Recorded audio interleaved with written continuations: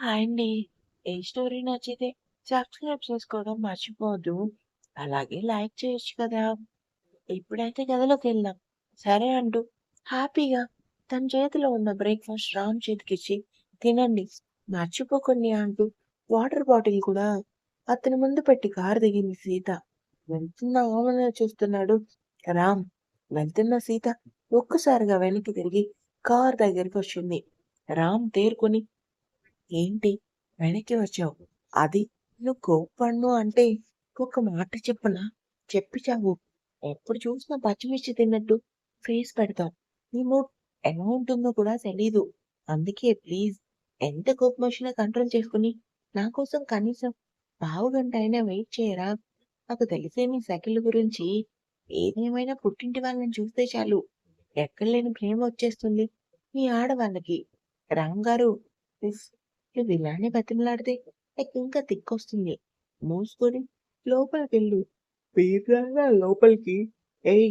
Car దిగానంటే నాలుక ఉండదు. చీరేస్తాను. మూసుకొని పో లోపలికి అంటూ గట్టిగా అరిచాడు. దెబ్బకి సీత లోపలికి పరుగు తీసింది.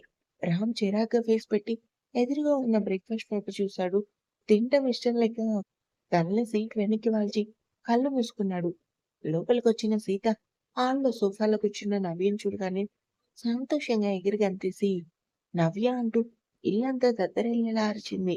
చేతిలో ఉన్న పేపర్ గాల్లో ఎగరేసి భయంగా గుమ్మం వైపు చూసింది నవ్య. వెంటనే భయం పోయి నవ్వు చేరింది. సీత నవ్య అంటూ ప్రేమగా హత్తుకొని ఎక్కడ ఉన్నాడు మావయ్య? బావ ఎక్కడే? మావయ్య రూమ్‌లో ఉన్నారు. ముందు పద అంటూ సీత చేతిని పట్టుకొని లోపలికి తీసుకొని వెళ్ళింది నవ్య. బెడ్ మీద పడుకొని ఏదో ఆలోచిస్తున్నాడు పరశురాం. మామయ్య అంటూ ఎంతో ఆప్యాయంగా పలకరించింది సీత. బంగారు అంటూ పరశురాం నెమ్మదిగా పైకి లేస్తుంటే సీత వెంటనే తన మామయ్య చేతిని పట్టుకుని పక్కన కూర్చుని కదలకు మామయ్య వచ్చేస్తాను కదా! ఎలా ఉన్నావు మామయ్య? చూశాను కదా ఎలా ఉన్నానో. బాధపడుతూ సీత చెంపలపై కన్నీరు తుడిచాడు పరశురాం. క్షమించు మావయ్య. నీకు తెలియకుండానే బావ నేను నీ మనసుని చాలా బాధ పెట్టాం. లేదురా ఇందులో నీ తప్పేం లేదు. అంతా మీ బావ చేశాడు కానీ ఎటు చూసినా నీ జీవితమే కదా భలే అయింది. ఏం చేయను మావయ్య. బావ ప్రవర్తన ఏంటో ఎంతకీ నాకు అర్థం కావటం లేదు. ఆ రోజు హాస్పిటల్‌లో చాలా విచిత్రంగా బిహేవ్ చేశాడు. నీ భర్త రామంటూ మధ్యన ప్రేమ చెరిగిపోయింది అంటూ అసలు బావ ఏంటి మావయ్య అలా మాట్లాడుతున్నాడు అని అడుగుతుంది. అంత తేలిగ్గా నా ప్రేమని ఎలా మర్చిపోయాడు బావ? నాలో ఏమన్నా లోపముందా? సీత ఎందుకు నువ్వు ఏడుస్తున్నావు?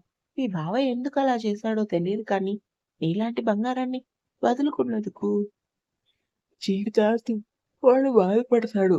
నాకేం అర్థం కావటం లేదు తాతయ్య. ఆ లంకంతా ఇంట్లో చుట్టూ అందరూ ఉన్నా, నా పక్కన రామున్నా ఎందుకో ఒంటరిదాన్ననే అనిపిస్తుంది. రూమ్ బయటే ఉన్న ఆది ఈ మాటలు విని గుమ్మం దగ్గరే ఆగిపోయాడు. తల్లి ఎందుకమ్మా అలా మాట్లాడుతున్నావు? మరేం చేయను తాతయ్య. ఆ రామ్ ఎప్పుడు ఎలా ఉంటాడో తెలీదు. ఇంకా ఇంట్లో మనుషులు ఒక్కొక్కరు ఒక్కొక్క ఐటంలా ఉన్నారు. నాకైతే చాలా ఏడుపొచ్చేస్తుంది. ప్రతిసారి బావ నువ్వు గుర్తొచ్చేసరికి ఇంకా ఏడుపు ఎక్కువైపోతుంది అంటూ ఏడుస్తుంటే సీత బాధను వింటున్న ఆది బాధగా గోడకి జారబడ్డాడు. మావయ్య మీరు లేకుండా ఈ జీవితం ఎందుకనే అనిపిస్తుంది. ఎందుకు మావయ్య నాకీ నరకం అంటూ సీత ఎంతగానో ఏడ్చి కళ్ళు తుడుచుకొని నిజంగానే నేను పిచ్చిదాన్ని మావయ్య. నీ ఆరోగ్య పరిస్థితి తెలిసి కూడా నా బాధను చెప్పుకుంటూ నిన్ను బాధ పెడుతున్నానంటూ తనను తానే తిట్టుకుంది సీత. ఎలా వచ్చావురా?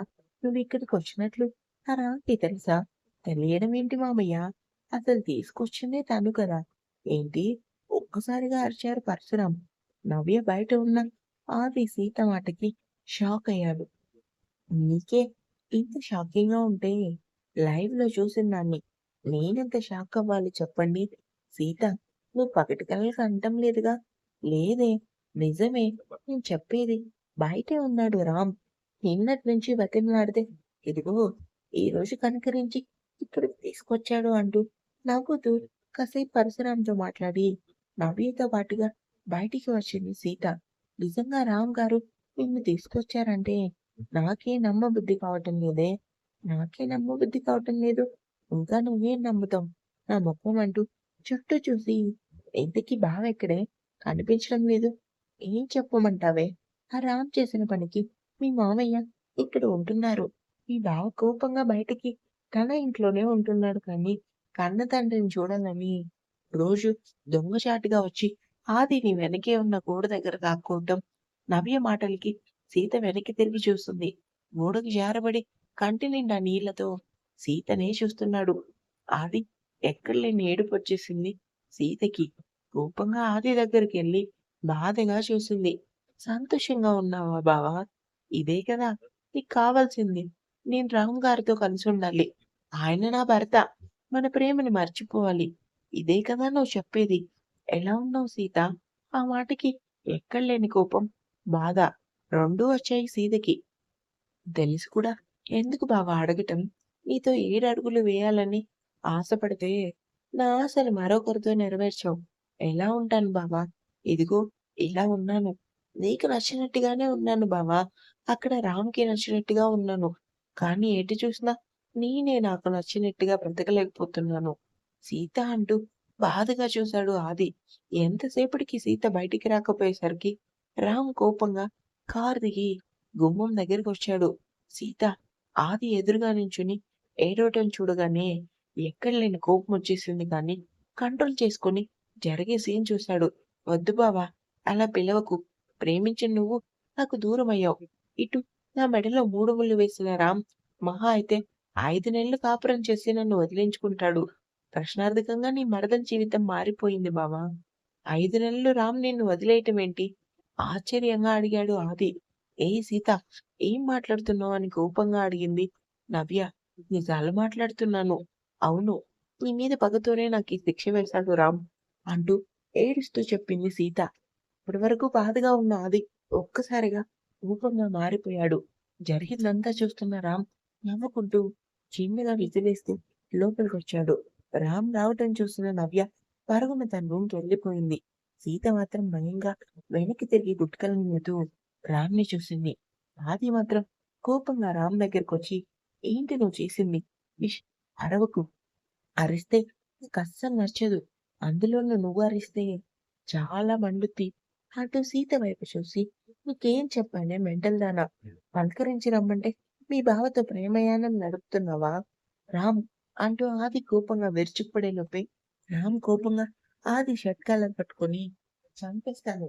నోరు లేచిందంటే అందరినీ చంపేస్తానంటూ కోపంగా ముందుకు అడుగులు వేస్తుంటే ఆది అడుగులు వెనక్కి పడుతున్నాయి. సీత భయంతో ముందుకు వస్తుంటే, ఏయ్! నువ్వు కానీ ఈ గదిలోకొచ్చావా?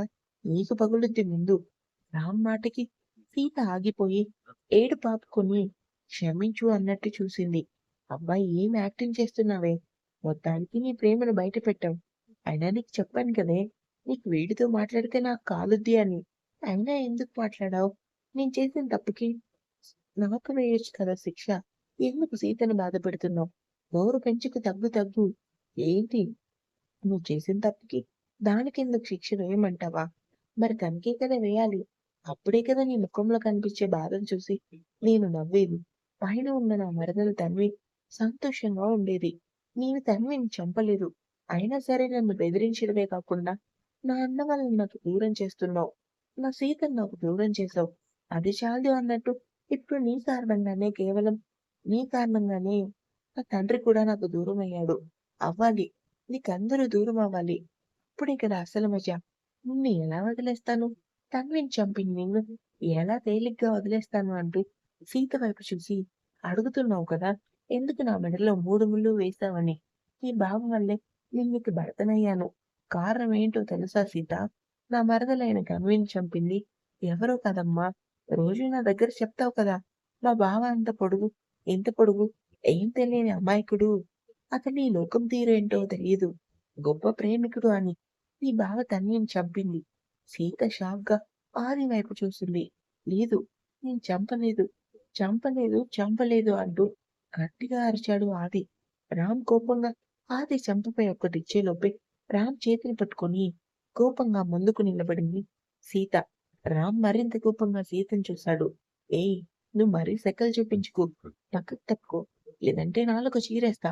మా బావని కొట్టకు. తప్పు చేశాడు నీ బావ. కొట్టకుండా ఎలా ఉంటాను బంగారం?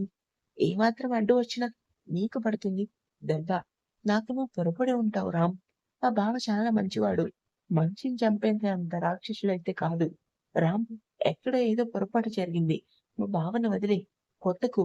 చాలా బావుందే. శభాష్! మొత్తానికి నీ మనసులో ఉన్న ప్రేమ బయట పెడుతున్నావు. నిజంగా నీ బావే నా తన్విని చంపాడు. లేదు, నా బావ చంపి ఉండడు అంటుంది. నా దారికి అడ్డు తప్పుకో సీత. లేదంటే నువ్వు నా కోపానికి తట్టుకోలేవు. మా బావని కొడితే ఊరుకునేదే లేదు. అంతే కోపంగా చెప్పింది సీత. రామ్ అంతే పొగరుగా సీతను ఒక్కసారిగా మీదకి లాక్కొని ఆది కళ్ళలో చూస్తూ గట్టిగా హగ్ చేసుకున్నాడు. ఊహించిన చర్యకి సీతతో పాటుగా ఆది కూడా షాక్ అయ్యాడు. ఇంకా ఉంది